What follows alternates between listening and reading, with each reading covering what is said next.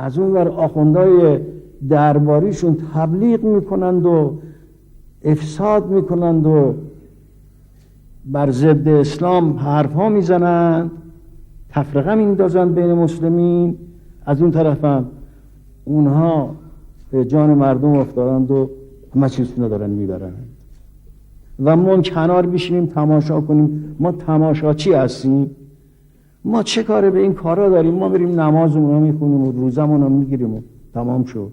تکلیف همین است. امیرالمومنین همین بود.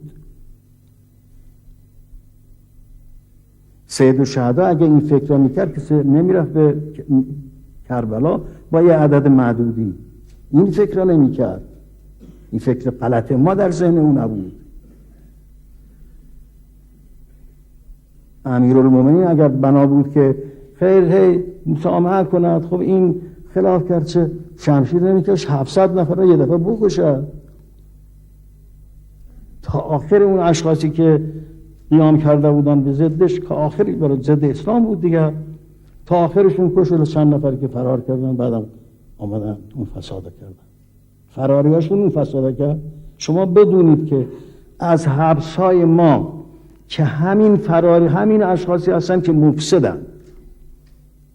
ما اشخاصی که مفسد نیستن یه آنم میل نداریم باشن. اگر از اینا هر چه بیرون برد، هر یکشون بیرون برن آدم میکشن. آدم نشدن اینا. ما تا کی باید خواب باشیم؟ ما تا کی ساده اندیش باشیم؟